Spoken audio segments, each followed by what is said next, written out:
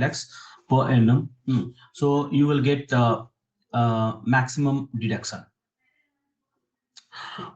Just मैं थोड़ा सा रिपीट कर दे रहा हूँ। उसमें और क्या था कि जैसे आप LIC में जमा कर सकते हैं, बच्चों के ट्यूशन फीस में के लिए कर सकते हैं हम, PPF में जमा कर सकते हैं हम, सुपर एनुएशन फंड में जमा कर सकते हैं, और बहुत सारे फंड थे, म्यूचुअल फंड में जमा कर सकते हैं, तो आपको डिडक्शन 1,50,000 मिलेगा। आप अपने नाम पे कर सकते हैं, अपने स्पाउस के नाम पे, अपने बच्चों के नाम पे भी कर सकते हैं। तो सारा का सारा उसमें मिलता है। अब मैं आपको आगे लेके चल रहा हूं। तो आज हम लोग जो सेक्शन कवर करेंगे उसमें क्या है, 80D, 80DD और 80DDB, ये तीनों मेडिकल से रिलेटेड है। It's a very easy, not tough. तो मैं आपको शेयर कर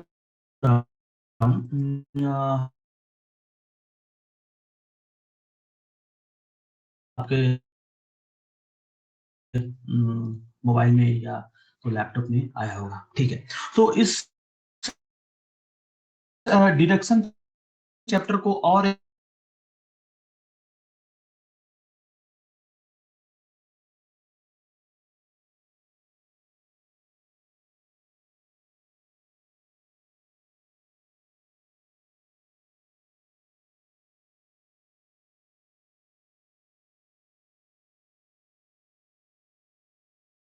मिल गया। तो आज हम पहला चैप्टर सेक्शन पढ़ेंगे 80D, deduction under section 80D in respect of medical insurance premium. I hope मेरी आवाज आप लोगों तक जा रही होगी।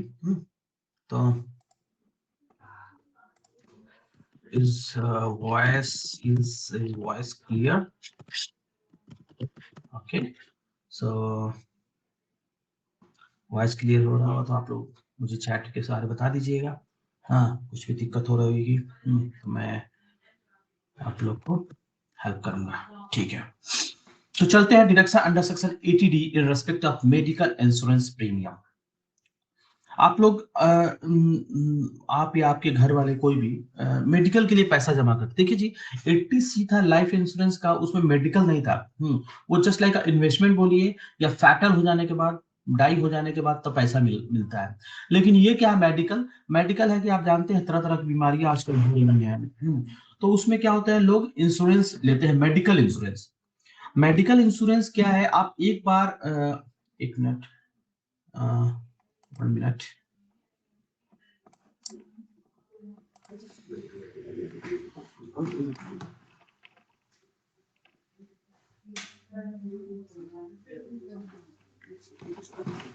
हाँ, मेडिकल जो यहाँ पे है, जैसे आप लोग LIC में जमा करते थे, LIC में जो जमा कर रहे हैं, जो इंश्योरेंस में जो भी आप पैसा जमा करते हैं, वो क्या होता है, आपके फेटल में आता है। मतलब fatal in the sense, if the person will die, ठीक है।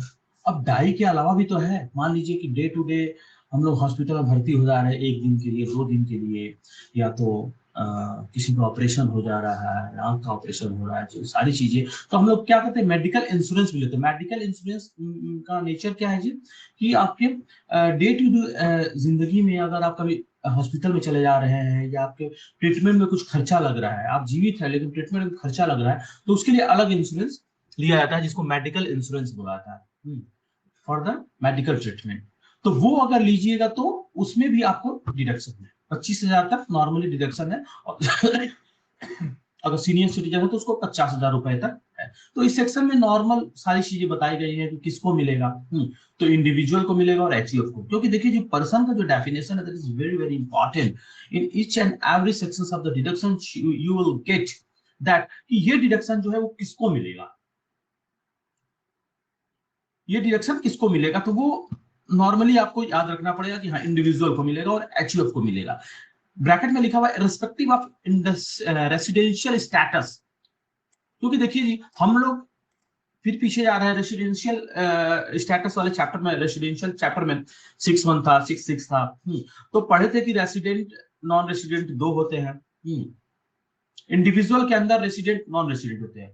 अब रेसिडेंट के अंदर रेसिडेंट बट ऑर्डिनरी रेसिडेंट, दूसरा होता था resident but not ordinary resident, resident के अंदर, और नॉन रेसिडेंट का कोई उसके अंदर कुछ सब डिविजन नहीं है, तो 3 टाइप के हो गए। तो ये सारे के सारे क्या आ रहे हैं, इंडिविजुअल के अंदर आ रहे हैं। तो यहाँ पे क्या बोला जा रहा है, एन इंडिविजुअल, मतलब क्या हो गया, वो रेसिडेंट रह भी सकता है या नॉन रेसिडेंट, मतलब अगर विदेश लोग भी, एनआरआई लोग भी अगर ले रहे हैं तो उन लोगों को भी छूट मिलेगा एपीडी के तहत। और एचयूएफ हो गया, हिंदू अनडिवाइडेड फैमिली। तो ये पहला क्लियर हो गया कि इंडिविजुअल को मिलेगा respective of the residential state. Question में घुमाने के लिए लिख दिया गया है कि mister x NRI has taken the medical insurance premium of ₹25,000। तो उसको डिडक्शन मिलना चाहिए कि नहीं, तो उसमें आप लोग आप बता सकते हैं कि हाँ भैया मिलेगा, क्योंकि इंडिविजुअल के ऊपर रेस्ट्रिक्शंस नहीं है कि वो रेसिडेंट रहेगा या नॉन रेसिडेंट रहेगा, ऐसा कुछ रेस्ट्रिक्शंस यहाँ पे नहीं है। ठीक है, तो यहाँ पे देखिए, यहाँ पे बताया गया है, थोड़ा सा इसको पढ़ दे रहे हैं, कौन सा एसएससी है, इंडिविजुअल मिलेगा। ठीक है, यहाँ पर पेमेंट फॉर हेल्थ इंश्योरेंस और medical checkup, the assessee has made payment for health insurance of the following person. ठीक है, किस किस के लिए कर सकता है जी यहाँ पे। ठीक है, तो payment of medical insurance premium रहना चाहिए, contribution to the central government health scheme और any other specified health scheme, preventive health checkup. तो यहाँ पे देखिए जी, नेचर ऑफ पेमेंट, मतलब हम एक्चुअली पढ़ के क्यों बता रहे हैं कि कोई पॉइंट ना छूटे और आप लोग भी देखते रहे कि क्या मतलब किताब में लिखा गया और क्या हम पढ़ा रहे हैं। तो कुछ कुछ चीज रेलिवेंट एग्जाम के ओरिएंटेड से नहीं रहता है। तो अभी इतना डीप में मतलब ये नहीं बोले कि सारे पॉइंट्स को आप लोग लर्न करो, लेकिन कम से कम यहाँ पे ये पता रहना चाहिए कितना डिडक्शन मिल रहा है और किसको मिल रहा है, और क्या क्या चीज का नेचर, खर्चा क्या होना चाहिए। ठीक है, आप मान लिया डोलो खरीद लिए 100 रुपये का, हाँ बोलिएगा कि हाँ भैया इसको हम छूट दो, तो ऐसा नहीं होता है। इसमें तो क्या होता है, आपको प्रीमियम लेना पड़ता है, सॉरी उसको हम वो एग्जांपल सेट नहीं कर सकते। उसमें हम लोग को प्रीमियम लेना पड़ता है। प्रीमियम लेने में क्या होता है कि अगर आप हॉस्पिटलाइज होते हैं, उसमें भी अब नियम है वहां पे, वो चीज यहाँ पे नहीं बताया गया। यहाँ पे सिर्फ प्रीमियम आप जितना जमा किए हैं वो डिडक्शन मिल जाएगा। लेकिन आप प्रीमियम लेने के बाद आप मान लीजिए हॉस्पिटलाइज हो गया मेदांता में, मेदांता का बिल आ गया भैया, एकदम लंबा चौड़ा बिल आ गया। अब इंश्योरेंस कंपनी, मान लीजिए कि मेडिकल इंश्योरेंस जो बेचती है कंपनियां, उसमें स्टार हेल्थ है, आईसीआईसी भी है, और बहुत सारे इसमें है जो हेल्थ इंश्योरेंस का, मेडिकल इंश्योरेंस का ये बेचती है अपना पॉलिसी। तो आप मेदांता में गए और भैया 4 लाख रुपए का खर्चा हो गया, अब आपको रिम्बर्स होगा कि नहीं होगा, वो that is the separate things, वो यहाँ पे हमको नहीं पढ़ना है। एटीडी के अंदर, एटीडी के अंदर हमको बस ये पढ़ना है कि आपने जो प्रीमियम जमा किया उसका हमको डिडक्शन मिलेगा कि नहीं मिलेगा, मिलेगा तो कितना मिलेगा, कितना मिलेगा तो किसको मिलेगा, ये यहाँ पे पढ़ना है। वेदांता में आप हॉस्पिटलाइज हुए और वहां पे आपका 4 लाख का बिल आ गया, और स्टार हेल्थ बोलिए भी हम 4 लाख नहीं दे पाएंगे, हम 2 ही लाख दे पाएंगे या 1.5 लाख दे पाएंगे, that is the separate issue, उसको हम लोग बाद में डिस्कस करेंगे, वो प्रैक्टिकल के लिए आपको जरूरत है, एग्जाम ओरिएंटेड के लिए नहीं है। ठीक है, अब यहाँ पे क्या हुआ, किस टाइप का एक्सपेंडिचर आना चाहिए, आपने मेडिकल इंश्योरेंस को पैसा दिया है उसके लिए, या प्रिवेंटिव हेल्थ चेकअप एक्सपेंडिचर किया उसके लिए, ये सारी चीजें रहती है। ठीक है, अब यहाँ पे क्या बोला है कि 25,000 रुपए तक भैया आपको छूट मिलेगा। 25,000 के अंदर क्या रहेगा, प्रिवेंटिव हेल्थ चेकअप भी रहेगा 5,000 रुपए का, उसके अंदर इंक्लूड है नहीं कि 25 + 30 करना है। ठीक है, aggregate of premium paid, contribution made, preventive health checkup up to 5,000, ये मिला दीजिए कितना आया, मान लीजिए 50,000 आया या 30,000 आया, और यहाँ पे बी में क्या लिखा, 25,000। 25,000 का मतलब क्या हुआ, मैक्सिमम सीलिंग बांध दिया है यहाँ पे। हर हर जगह हम लोग जो भी डिडक्शन पढ़ते आ रहे हैं उसमें क्या है, ठीक है भैया आप प्रीमियम, आप मान लीजिए आप प्रीमियम दे रहे हैं, आप बहुत बड़े इंसान है और प्रीमियम दे रहे हैं भैया 60,000 रुपए का, तो आपको 60,000 रुपए का छूट नहीं मिलेगा, छूट तो मिलेगा आपको 25,000 रुपए का ही, क्योंकि यहाँ पे एज पर द लॉ आपको 25,000 मिलेगा। अब जैसे मान लीजिए कोई बड़े सेलिब्रिटीज हो गई, या मान लीजिए बड़े कोई प्लेयर्स हो गए, तो उन लोग का तो, वो लोग तो बहुत जो उन लोग का मेडिकल इंश्योरेंस जो रहता है बहुत लाखों में जाता है। अब यहाँ पे ये नहीं कि उनको लाख रुपए छूट मिलेगा, मैक्सिमम सीलिंग जो बी में बता दिया गया 25,000, तो 25,000 ही मिलेगा, या तो आपका प्रीमियम अगर कम है तो 25 या 25 से कम मिलेगा। ठीक है, सीनियर सिटीजन के लिए क्या बोल दिया भैया, आपको 50,000 मिलेगा, 25 का जो अमाउंट है वो बढ़ा दिया गया 25,000, क्या लिखा हुआ है 50,000, क्या लिखा हुआ है, with the person for whom such premium not for payment made for preventive health checkup is paid is a senior citizen, the maximum limit of deduction shall be increased to 50,000 instead of 25,000। तो senior citizen अगर रहेगा कोई तो उसको क्या मिलेगा, 25 से बढ़कर 50 तक हो जाएगा। ठीक है, यहाँ पे देखिए, यहाँ पे जैसे इंडिविजुअल का दिया गया था, यहाँ पे देखिए payment of medical insurance premium preventive health parents whether dependent और नॉट।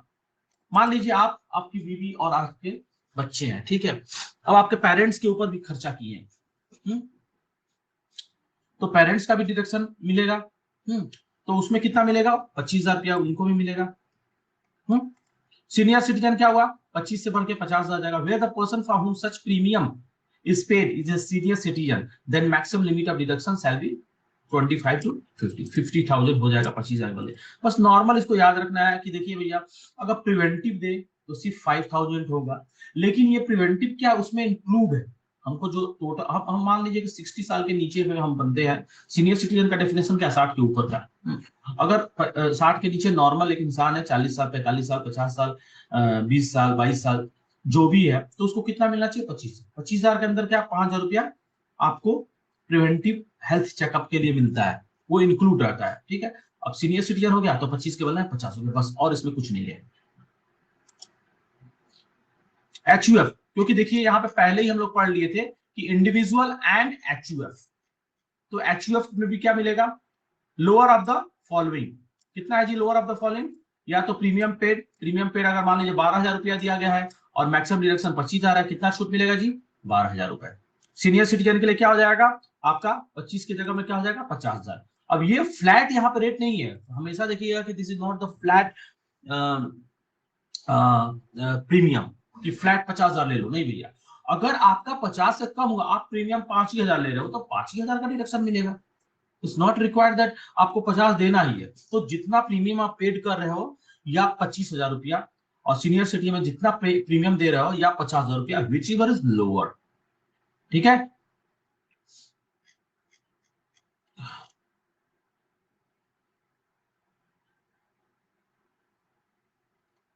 ठीक है।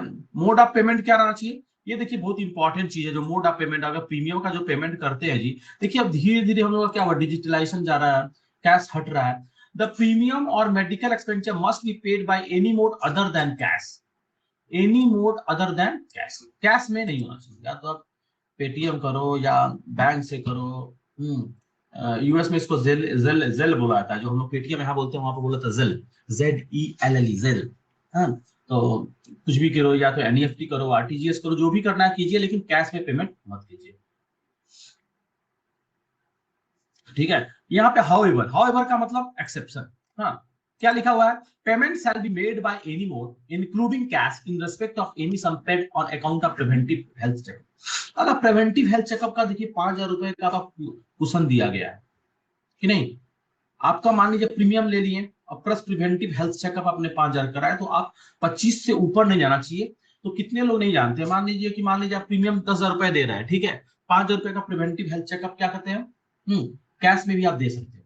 तो इसको हम लोग एडवांटेज ले सकते हैं, किसी की प्रीमियम 10,000 रुपए जा रही है तो 80D के अंदर हम लोग डिडक्शन 80D के अंदर 10,000 रुपए ले ले, लेकिन हम लोग 5,000 और रुपया ले सकते हैं प्रिवेंटिव हेल्थ चेकअप के लिए।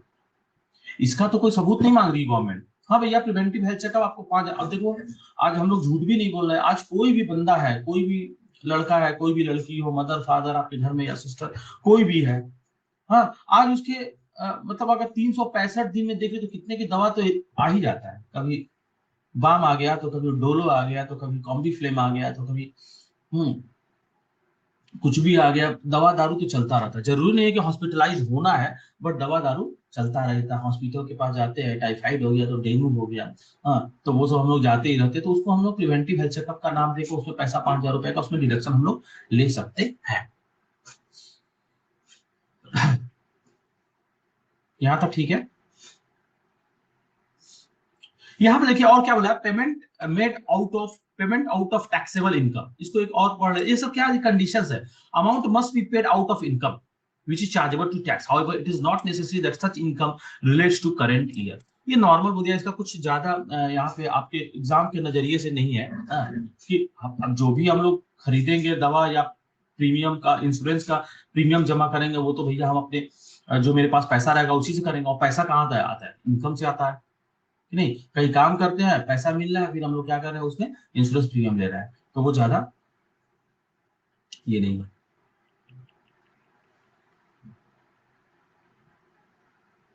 यहाँ पे देखिए बहुत अच्छा पॉइंट है, जैसे आपको क्या है, मान लीजिए कि हम लोग इंश्योरेंस लेते हैं नॉर्मली इट्स फॉर ईयर, लेकिन कभी कभी कभी देखिए कि हाँ भैया 5 साल का मेडिकल एक ही बार दे दिया गया, तो उसको क्या करेंगे, 5 साल का प्रोपोर्शनेटली हम लोग बांट देंगे। अगर मान लीजिए 50,000 रुपया प्रीमियम दिए 5 साल के लिए, तो पर ईयर कितना हो गया, 10,000। वही चीज यहाँ बोला गया है, where lump sum health insurance premium is paid.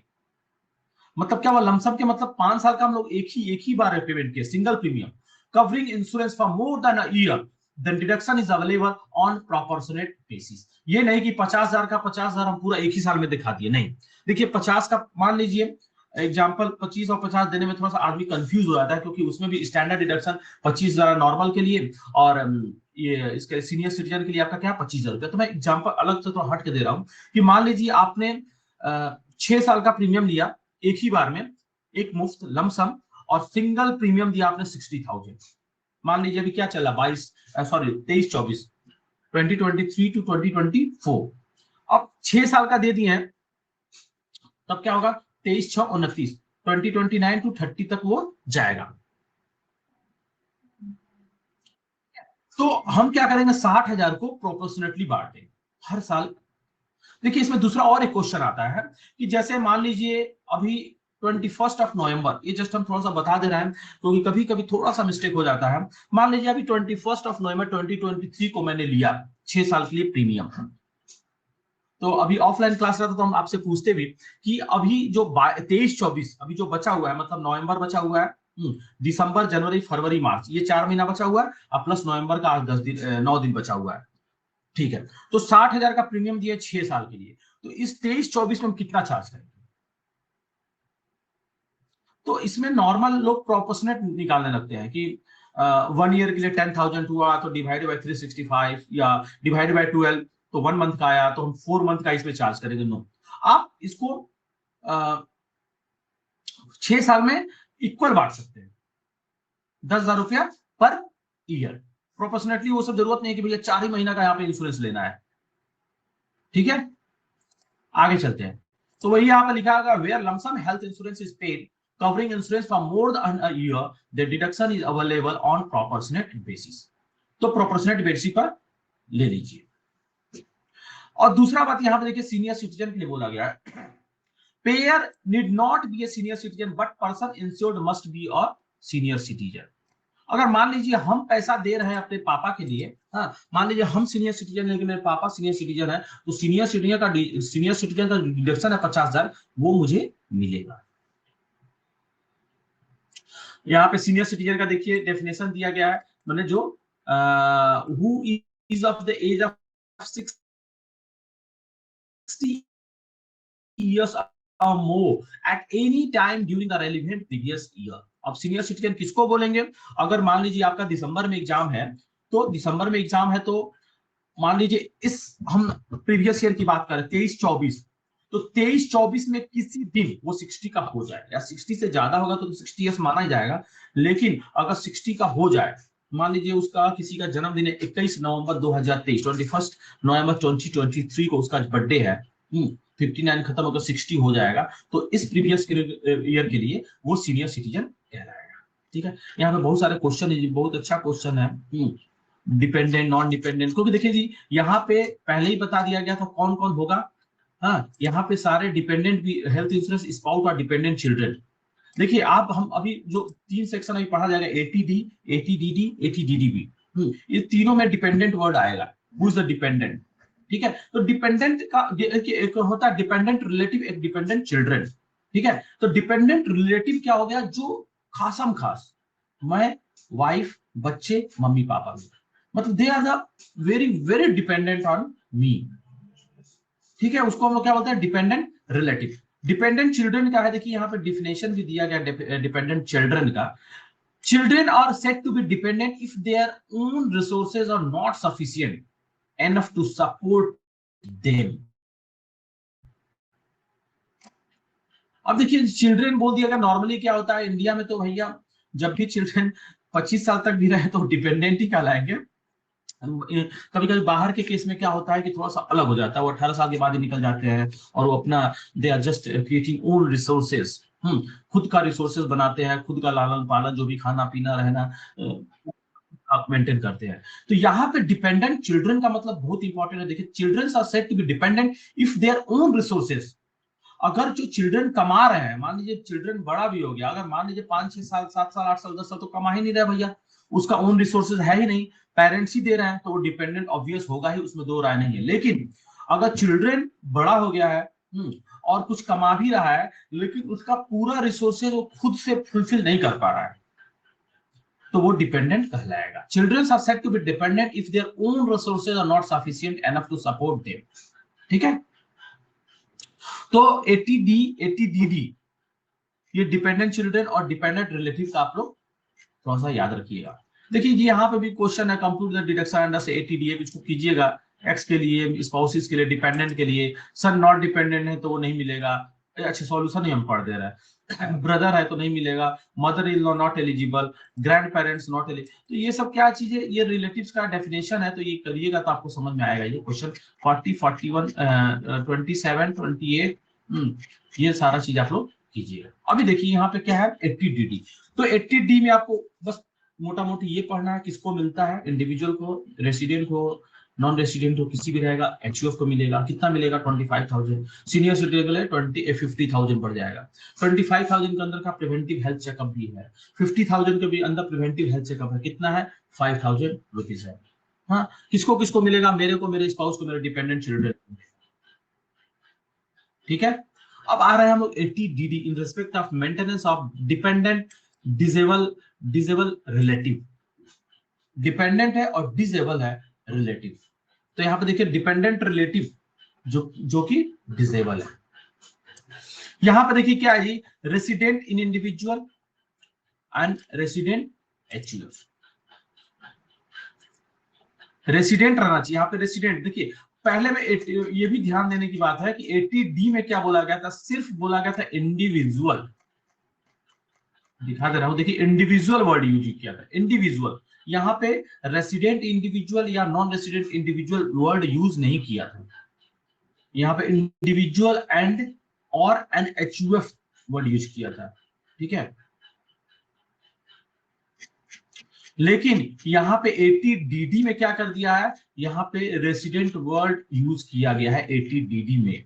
ठीक है, और रेसिडेंट इंडिविजुअल मतलब non resident will not come, जो फॉरेन में बंदे हैं, फॉरेन में लोग रहते हैं, वो 80DD का डिडक्शन नहीं ले सकते हैं। ठीक है, एचयूएफ भी क्या होता है,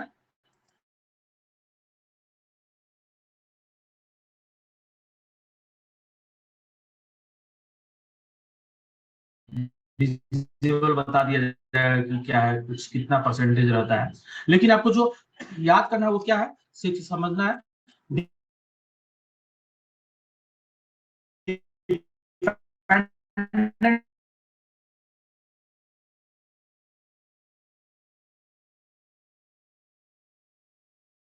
यहाँ पे पूरा का पूरा उसके ऊपर डिपेंड है, तो डिपेंडेंट रिलेटिव हो जाएगा। कौन है, मेरे मम्मी पापा है, मेरी स्पाउस है, मेरी वाइफ है, बच्चे हैं। हाँ, तो ये क्या हुआ, पूरा का पूरा डिपेंडेंट हो गया। अगर बच्चे बड़े हो गए, नॉन डिपेंडेंट है, तो ठीक है वो नहीं रहेंगे। तो ये चीज क्या होगा, डिपेंडेंट रिलेटिव की डिफिनेशन हो गई। तो अब हम पढ़ेंगे 80D में जो डिडक्शन मिलता है इन respect of maintenance of dependent disable relative. तो डिसेबल को हटा दिया, डिसेबल तो नॉर्मल वर्ड है, अरे डिसेबिलिटी है, इसमें कुछ मतलब दिक्कत है शरीर में।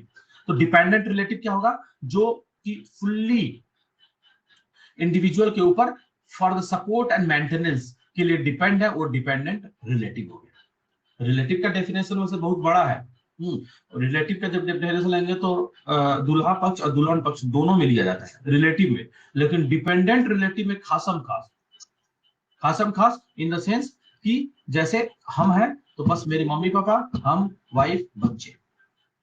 तो ये डिपेंडेंट रिलेटिव और रिलेटिव में आप थोड़ा सा देखिएगा कि कहीं आप मतलब मिस इंटरप्रिटेशन ना कर दीजिएगा। अच्छा, डिसेबिलिटी का देखिए डेफिनेशन दिया गया जी वहां पे, क्या क्या डिसेबल होना चाहिए। क्वेश्चन आपको बता देगा, person with disability means a person as refer to the person disability act जो बना हुआ 1995, लोग डॉक्टर भी पढ़ते हैं लोग ये एक्ट। तो उसको बोला जाता है person suffering with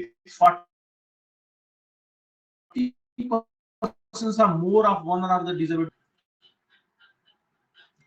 The disabled individual has not claimed benefit under section 80. और इसका देखिए सर 80DD का क्या है कि मेंटेनेंस हम कर रहे हैं। मेरा जो जैसे किसी के फादर अगर डिसेबल है तो वो क्या हुआ डिपेंडेंट रिलेटिव हो गया, ऐसे इसको समझिए। जैसे किसी का फादर है, मिस्टर एक्स के फादर है who is a senior citizen चाहे जो भी हो, और वो क्या डिसेबल हो गए हैं, तो मेरे डिपेंडेंट रिलेटिव हो गया, डिसेबल हो गया, तो 80DD का डिडक्शन हमको मिलेगा। ठीक है। अब 80U भी एक सेक्शन है जो कि हम लोग बाद में पढ़ेंगे। तो 80U का थोड़ा थोड़ा इससे मिलता रहता है, उसमें भी हैंडीकैप डिपेंडेंट के बारे में बताया गया। तो आप इसमें भी डिडक्शन लेंगे उसमें भी लेंगे, ऐसा नहीं होगा। ठीक है। 80U में जो नहीं लिया है उसी को यहाँ पे दिया जाएगा डिडक्शन में। ठीक है। पहले इसका डिडक्शन पढ़ लीजिए कितना है डिडक्शन।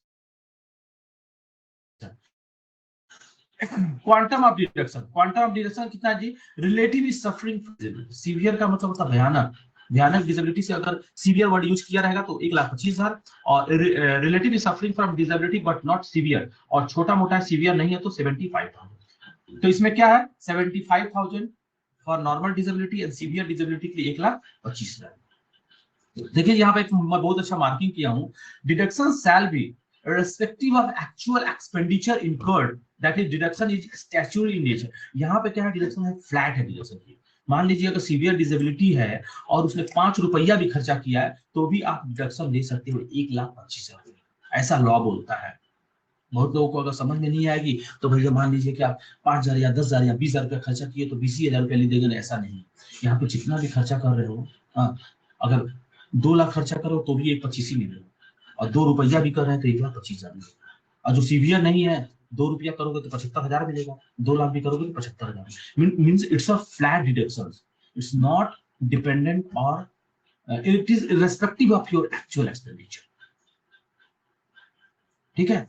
अब थोड़ा थोड़ा अब क्या हुआ 80DD। डीडी मैंने क्या dependent relative, DD dependent relative ऐसे याद कीजिएगा। ठीक है। तो ये क्या हो जाएगा जी आपको रेसिडेंट इंडिविजुअल को मिलेगा। डिपेंडेंट रिलेटिव खास का डेफिनेशन दे दिया गया है, और यहाँ भी देख लीजिए यहाँ पे रिलेटिव का डेफिनेशन दिएगा। सॉरी हम मार्क देखिए यहाँ पे देख लीजिए क्या दिया गया है, spouse children parents brother sister of the individual. जो भी मेरे घर में है दूल्हा पक्ष में जो भी है भैया, दुल्हन पक्ष को ले सकते हैं, अगर वो मेन अगर सी इज द मेन एसएससी तो उसको ले सकते हैं। लेकिन यहाँ पे क्या हो गया स्पाउस हो गया, children parent brother sister of the individual का जो भी ब्रदर सिस्टर है।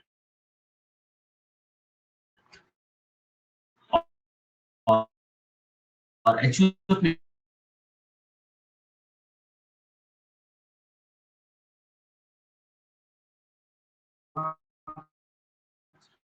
80U में आपने नहीं लिया है तो डिडक्शन कितना मिलेगा 75,000, 1,25,000 इररिस्पेक्टिव ऑफ एनी एक्सपेंडिचर। अब देखिए यहाँ पे थोड़ा सा ज्ञान बढ़ाने के लिए सीवियर डिसेबिलिटी किसको बोला जाता है उसको आप लोग देख सकते हैं। A person with 80% or more of one or more disabilities as referred to in section 56(4) of the person with disability। तो पढ़ने की जरूरत नहीं है।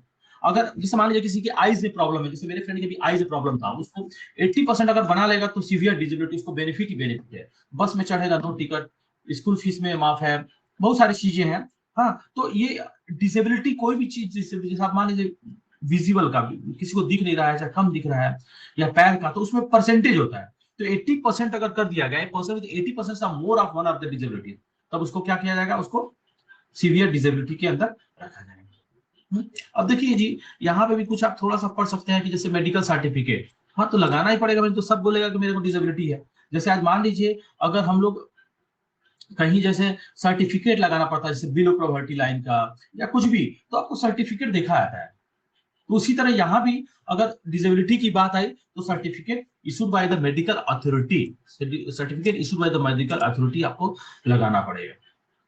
ठीक है। जब भी आप रिटर्न जमा कर रहे हैं तो एक बार आप लगा दीजिएगा तो आपका क्या हो पे अपडेट हो जाएगा।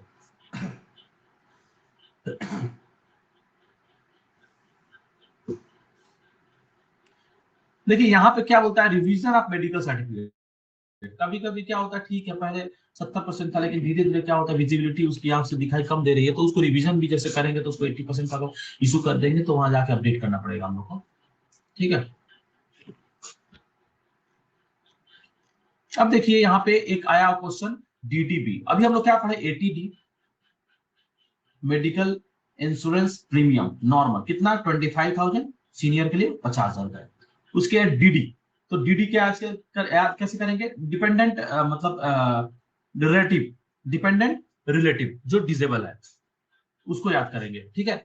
उसमें कितना था जी, 75,000 और 1,25,000, 75,000 and 1,25,000। 75,000 for the non severe, और सीवियर अगर हो जाएगा, सीवियर का मतलब थोड़ा ज्यादा सीवियर, मतलब ज्यादा मतलब 80% टाइप का अगर कुछ प्रॉब्लम है तो उसको क्या मिलेगा, 1,25,000। वहां पे मेन आपको क्या याद करना है, इरेस्पेक्टिव ऑफ द एक्सपेंडिचर, मतलब आप जितना भी खर्चा किया उसे हमको लेना नहीं है, उसको irrespective of the expenditure. Question में आपको दे दिया जाएगा कि हाँ उसने तो भैया 2,000 खर्चा किया या 5,000 खर्चा किया, 10,000 खर्चा किया, हमको उसको नहीं देखना है, हमको टोटल का टोटल 75,000 का छूट मिलना चाहिए, 75,000 स्ट्रेट।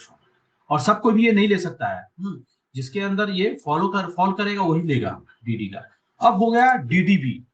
डीडीबी को बहुत मतलब शिक्षक लोग, हमारे भी शिक्षक पढ़ाते थे, डीडीबी में दिल दहलाने वाली बीमारियां, मतलब थोड़ा सा ये ज्यादा बड़ा बीमारी इसमें होता है medical treatment. DDB in respect of medical treatment. इसमें भी देखिए जी, सिर्फ इंडिविजुअल नहीं लिखा है, इसमें रेसिडेंट इंडिविजुअल लिखा हुआ है, irrespective of citizenship, resident irrespective of citizenship, मतलब भले वो वहां का वासिंदा नहीं था पहले से, बट माइग्रेट होके यहीं पर आ गया और इंडिविजुअल रेसिडेंट है तो भैया उसको माना जाएगा। कोई बाहर का भी, जैसे यूएस का आदमी यहाँ से 5 साल से पड़ा हुआ है, सिटीजनशिप भले उसका यूएस का है, इंडियन सिटीजनशिप नहीं है। सिटीजनशिप और रेसिडेंट में हमेशा तो डिफरेंसेस है, उसको आप लोग देखिएगा। सिटीजनशिप और रेसिडेंट, रेसिडेंट क्या होता है, टैक्स पर्पज के लिए है, टैक्स पर्पज के लिए अंडर सेक्शन 61 और 66 के अंदर जो फॉलो करते हैं वो टैक्स के लिए बनाया गया है। अगर डायरेक्टली यहाँ पे आके, या तो ऑस्ट्रेलिया का कोई क्रिकेटर यहीं पर आके भैया छक्का जमा रहा हो, 5-6 साल 8 साल रह गया, सिटीजनशिप यहाँ का नहीं है, ऑस्ट्रेलिया का है, बट वो इंडिया में रह रहा है तो उसको क्या हम लोग यहाँ का रेसिडेंट मानेंगे टैक्स पर्पज से, ठीक है। तो यहाँ पर रेसिडेंट रहना चाहिए, individual resident and in HUF resident, ठीक है। सिटीजनशिप हम इरेस्पेक्टिव, सिटीजनशिप कोई प्रॉब्लम नहीं भैया, हमको टैक्स ही है, ठीक है। अब यहाँ पे क्या बोला गया, यहाँ पे देखिए डिपेंडेंट रिलेटिव का जिक्र भी यहाँ भी है। जो डिपेंडेंट रिलेटिव में क्या होता है, उसका मेंटेन सपोर्ट एंड मेंटेनेंस वो इंडिविजुअल ही कर रहा है, ठीक है। तो किसके लिए कर रहा है जी, expenditure is incurred for treatment of the SSC himself और फॉर ए डिपेंडेंट रिलेटिव। यहाँ पे क्या जी, डीडीबी जो दिल दहलाने वाली बीमारियां है, या तो एसएससी खुद अपने लिए कर रहा है, expenditure incurred for the treatment of the SSC himself, या तो खुद के लिए कर रहा है या तो अपने डिपेंडेंट रिलेटिव के लिए कर रहा है, तब उसको क्या होगा, 80 डीडीबी का डिडक्शन मिलेगा। देखिए डिपेंडेंट रिलेटिव का इंडिविजुअल स्पाउस,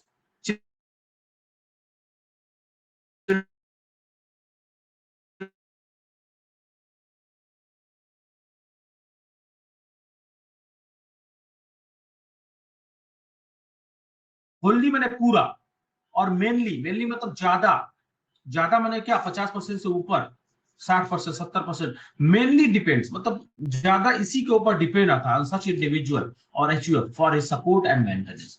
तो डिपेंडेंट रिलेटिव का डेफिनेशन ये होगा कि या तो पूरा का पूरा डिपेंडेंट है इंडिविजुअल के ऊपर, इंडिविजुअल मतलब क्या, एसएससी, एसएससी मतलब क्या, हम ये सब क्यों पढ़ रहे हैं, इनकम टैक्स पर्पस से। जो इंडिविजुअल है, जो एसएससी है, वो इनकम टैक्स जमा करेगा, मतलब आईटीआर रिटर्न दाखिल करेगा, तो जो कर रहा है उस हमेशा उसको सेंटर पॉइंट बनाइए, उसके ऊपर ही सारी की सारी जो सेक्शंस है लिखी जाती है। जो टैक्स दे रहा है या जो इनकम रिटर्न भर रहा है, भले टैक्स दे या ना दे, जो एसएससी है, ठीक है। अब इसमें क्या है जी, quantum of deduction, minimum of the following, actual expenditure और 40,000। यहाँ पे देखिए फ्लैट नहीं है, डीडी में फ्लैट था 75,000 आपको मिलेगा, आप कितना भी कीजिए, मतलब कम कीजिए या ज्यादा कीजिए, लेकिन यहाँ पे क्या है, एक्चुअल एक्सपेंडिचर अगर आपका 1 लाख हो गया तो भी आपको छूट कितना मिलेगा, 40,000, क्योंकि 40,000 का एक कैप बैंड बांध दिया गया है कि आपको 40 ही मिलेगा। सीनियर सिटीजन की अभी बात करेंगे, ये नॉर्मल इंडिविजुअल के लिए हो गया।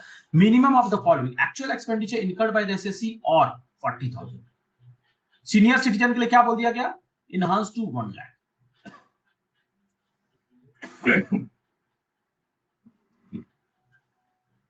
यहाँ पे देखिए टैक्स पॉइंट में बहुत अच्छा चीज लिखा है, जो सीनियर सिटीजन है, तो ये जरूरी नहीं है कि payer need not be a senior citizen, but person for whom such expenditure has been incurred must be a senior citizen. मतलब जो डिपेंडेंट है, अगर वो सीनियर सिटीजन है, इंडिविजुअल नहीं है, तो भी आपको मिलेगा 1 लाख रुपए। ऐसा नहीं कि इंडिविजुअल का ही होना चाहिए जो एसएससी है, ठीक है। तो नॉर्मल 80 डीडीबी में क्या है deduction, actual expenditure of 40,000 which way lower, अगर सीनियर सिटीजन आ गया तो आपका बढ़ के क्या हो जाएगा, 1 लाख रुपए हो जाएंगे, ठीक है।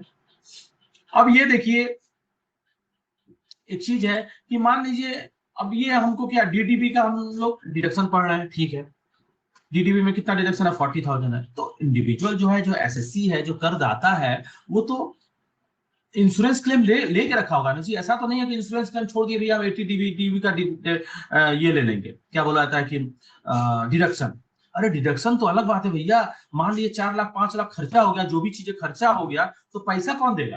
तो मान लीजिए कोई भी मेडिकल इंश्योरेंस लेके रखता है, जो भी थोड़ा बहुत पढ़ा लिखा है, या मतलब जो जानते हैं लोग कि हाँ भाई ये सब चीज लेके रखना चाहिए, क्योंकि ये क्या चीज है, ये बिन बुलाया मेहमान है, कब किसको क्या हो रहा है कोई पता नहीं बता सकता है। इसीलिए मतलब इंश्योरेंस तो लेना चाहिए।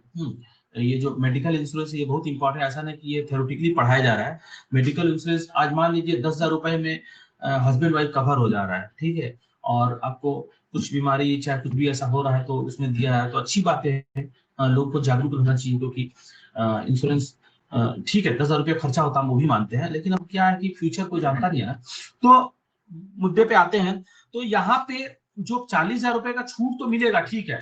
ये क्या है, डिडक्शन है, gross total income minus deduction. मान लीजिए 40,000 हमको, हम 50,000 मान लीजिए खर्चा किए, तो 40 मिलेगा हमको, क्योंकि एक्चुअल और 40 विच वे लोअर, 50 मिल गया हमको, डिडक्शन 50 मिल गया। लेकिन 50 तो पे करना पड़ेगा ना। मान लीजिए कुछ भी डीडीबी का हुआ है, कहीं भी ट्रीटमेंट हुई है, तो उस केस में सभी को क्या कहते हैं, मेडिकल इंश्योरेंस लेके रखते हैं। तो मेडिकल से अगर कुछ पैसा मिल रहा है, अगर कोई मेडिकल प्रीमियम लिया है, मेडिकल इंश्योरेंस या मेडिक्लेम बुलाता है, मेडिकल को मेडिक्लेम बुलाता है, कुछ मेडिक्लेम मिला है, तो वो पैसा एक्चुअल एक्सपेंडिचर से क्या हो जाएगा, कम हो जाएगा। अब जैसे मान लीजिए यहाँ पे क्या बोला गया है कि minimum of the following actual expenditure. मान लीजिए एक्चुअल एक्सपेंडिचर आपका क्या हो गया, समझो 30,000 हो गया। 30,000 आपको हुआ तो बीमारी में 30,000 लगा। अब 30,000 में क्या हुआ, 20,000 इंश्योरेंस हमको दे दी, जो हम मेडिक्लेम लिए थे 80D के तहत, 20,000 दे दी। तो 30 में से 20 हटा दिए तो 10 ही बचा। तो अब यहाँ पे ये करेंगे, एक्चुअल एक्सपेंडिचर की जगह क्या लेंगे, 10,000 और 40,000 नीचे हुए लोअर, तो 10,000 आपको डिडक्शन मिलेगा 10,000। उसी तरह सीनियर सिटीजन के भी कैसे भैया, अगर कोई मेडिक्लेम मिला है तो 1 लाख रुपए में से घट एक्चुअल में से घट जाएगा। अब एक्चुअल में से घट जाएगा और 1 लाख रुपया विजिबल लोअर, तो वो मिले। तो यहाँ पे हमेशा आपको कंसीडर करना है कि कितना पैसा आपको मिल रहा है इंश्योरेंस कंपनी से, उसका वो पैसा घटा दीजिएगा एक्चुअल एक्सपेंस। क्योंकि मान लीजिए आपका 30,000 हुआ है, 20,000 रुपया इंश्योरेंस कंपनी दी, तो आपका एक्चुअल खर्चा जो है वो 10,000 हुआ, 30 नहीं हुआ, क्योंकि 20 तो मिल गया आपको। तो अब 10 ही मानेंगे एक्चुअल एक्सपेंडिचर।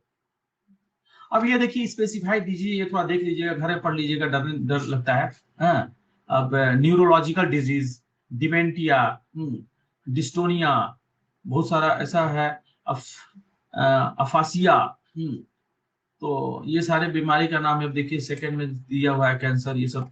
हाँ, तो ये बड़े बड़े बीमारी जो है 80 डीडीबी में कवर्ड होता है। तो इसमें भी क्वेश्चन दिया गया है, तो आप इसको एक बार क्वेश्चन कर सकते हैं, क्योंकि हम और एक सेक्शन इसको ले रहे हैं तो ठीक रहेगा। कल के लिए हम लोग को बहुत कम पढ़ना पड़ेगा।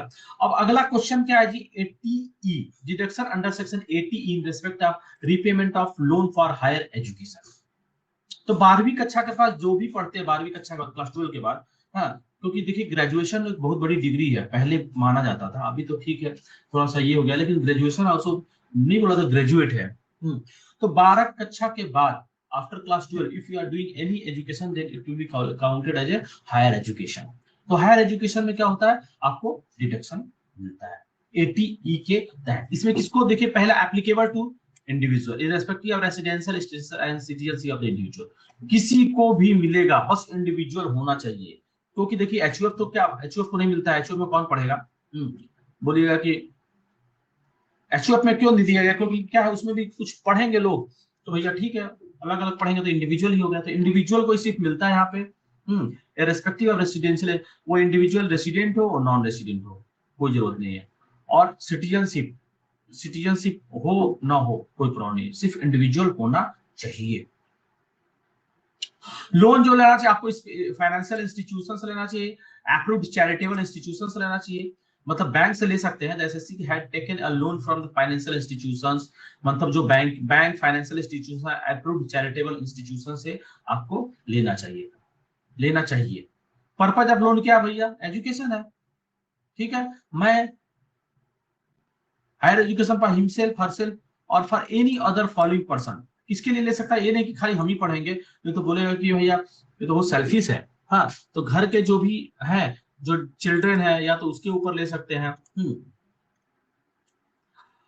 स्पाउस है, चिल्ड्रन है, डिपेंडेंट और नॉट, और see the student home the individual is a legal guardian. तो इसमें क्या होता है जी, नॉर्मल या तो स्पाउस के लिए, या तो खुद के लिए है, या तो स्पाउस के लिए है, या तो चिल्ड्रन के लिए है, या तो ऐसा स्टूडेंट है जिसका हम लीगल गार्जियन बन गया है।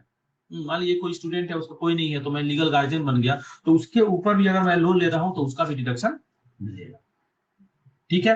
हायर एजुकेशन का देखिए यहाँ पे डेफिनेशन दिया गया है, higher education means any course of study pursued after passing the senior secondary का मतलब होता है 10+2 equivalent from any school, board or university recognized by the central government, state government or local authority or by any other authority authorized by the central government or state government। देखिए जी, अगर मान लीजिए कोई ऐसा स्कूल मतलब college में जा रहे हैं हायर एजुकेशन करने जिसका ज्यादा नाम नहीं है, हाँ खोल दिया यहाँ पे फलाना डिग्री कॉलेज ये करके, वहां पे देखिए बैंक भी नहीं देते हैं। बैंक जी देखिए लोन यहाँ पे बताया गया है, लेकिन लोन अप्रूव कराना खुद में एक टास्क है। बैंक भी देखते हैं कि आप कहाँ पढ़ाई करने जा रहे हैं भैया, हाँ पढ़ने के बाद वहां पे कैंपस होता है कि नहीं होता है, क्योंकि मान लीजिए आजकल एमबीए में अगर आप जाइएगा, ठीक है, कैट को छोड़ दीजिए, भी आईएम्स के बहुत खर्चा है, अगर और दूसरे में जाते हैं जैसे निर्मा इंस्टीट्यूट हो गया, या नर्सिंग होम भी बहुत अच्छा है, सिम्बोसिस ये सब चीजों में तो बहुत पैसे लगते हैं, 10 लाख 15 लाख लग ही जाता है। अब इतना अगर बैंक देगी पैसा आपको, तो वो जांच पड़ताल करेगी कि आप कौन सा कॉलेज में जा रहे हैं, उसका हिस्ट्री क्या है, कैंपस का ट्रेंड क्या है, कितने बच्चे निकलते हैं पास आउट, कितने बच्चे को जॉब मिल जाती है कैंपस में के थ्रू। तो ये सारे कैलकुलेशन करने के बाद ही मतलब दिया जाता है। तो वो क्या होना चाहिए, जो कॉलेज होगा वो अप्रूव्ड होगा भैया, यूनिवर्सिटी से जो भी सेंट्रल गवर्नमेंट स्टेट गवर्नमेंट सारा चीज अप्रूव होगा, तो वो सब चीज है, वो सब चीज देखा जाता है कि कौन सा कॉलेज है अप्रूव है या नहीं है। हाँ, तो उसके बाद लोन सैंक्शन होता है, और लोन के बाद क्या कीजिए, आप अपना पढ़ाई कीजिए, पढ़ाई करने के बाद कुछ कूलिंग पीरियड रहता है, as per the banks different different रहता है, उसके बाद जब जॉब लग जाती है तो फिर आप धीरे धीरे उसको पे कीजिए।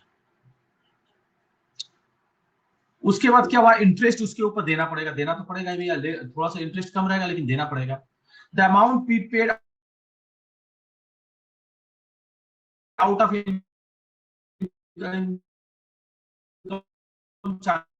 पढ़ने की भी जरूरत नहीं है, लेकिन बता दे रहा है थोड़ा कि ये जो होता है कि ये जो आप जो दे रहे हैं, जो मूलधन और इंटरेस्ट दे रहे हैं, वो आपके इनकम से होना चाहिए, तो इनकम से ही होगा, अनलेस एंड अनटिल कुछ क्रुप्ड माइंड नहीं होंगे कि भैया इधर उधर चोरी चमारी करके पैसा दे दिए, तो ऐसा नहीं आना चाहिए। आपके इनकम से भी हम लोग उसका पेमेंट करते हैं। यहाँ पे ये बोल दिया गया है कि it is not necessary that such income relates to the current year. आपने जैसे मान लिया कि जब जॉब किया, हाँ 2 साल के बाद से शुरू किया आपने देना, आपने बोल दिया था कि भैया हम 2 साल तक तो दे नहीं पाएंगे, उसके बाद देंगे। बैंक बोले ठीक है, अब 2 साल के बाद ही दीजिए। तो 2 साल के बाद वो पीछे का पैसा जो 2 साल में कमाया है उसी को आप दीजिएगा। तो यहाँ पे यही बताया गया है कि जो भी आप भर रहे हैं उसका मूलधन और interest, it's not necessary that you have paid out of your current income, मतलब करंट ईयर का जो इनकम है, ये जो इनकम पहले का रखा वो भी आप दे सकते हैं। क्वांटम ऑफ डिडक्शन सबसे इंपॉर्टेंट चीज कि हमको डिडक्शन क्या मिलेगा, तो amount paid during the year by way of payment of interest, interest जो दे रहे हैं वही आपको मिलेगा, जितना इसमें और कुछ नहीं बोला गया है। देखिए 80 में कुछ बोला नहीं गया है कि आपको इतना ही इंटरेस्ट का डिडक्शन देगा, आपको जितना इंटरेस्ट आपका आ रहा है सारा का सारा आपको डिडक्शन मिलेगा। ये कब तक मिलेगा जी? आपको 8 साल तक मिलेगा, मतलब current year plus deduction under the section shall be allowed for the initial assessment year and 7 years immediately succeeding the initial assessment year or until interest is paid by the SSC in full मतलब ये जो current assessment year है इसमें मिलेगा +7, मतलब total 8 assessment year. इसको याद रखना है, टोटल 8 असेसमेंट ईयर। ठीक है, या तो अगर 8 साल के पहले अगर आप लोन चुकता कर दे रहे हैं तो बस वहीं तक, मान लीजिए आपने 5 साल में कर दिया तो 5 ही साल तक मिलेगा, विच वेरी अर्लियर 8 साल, या इंटरेस्ट जब तक आपने पेमेंट कर दिया तब तक, विच वेरी अर्लियर। ठीक है, आज तक यही रख रहे हैं 80E तक। कैसा लगा क्लास आप? और फिर मिलते हैं नेक्स्ट क्लास में। नेक्स्ट क्लास में इसको हम लोग फिनिश कर देंगे क्योंकि बहुत कम बचा हुआ है। Thank you. Thank you sir. Okay, thank you.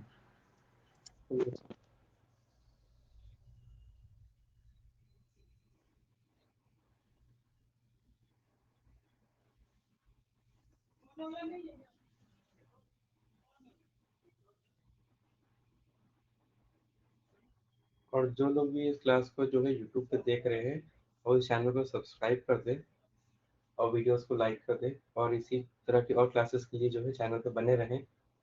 और क्लासेस आती रहेंगी टैक्स को लेके, और भी सब्जेक्ट्स को लेके हम और भी गाइड करते रहेंगे। तो बहुत बहुत धन्यवाद आपका साथ बने रहने का।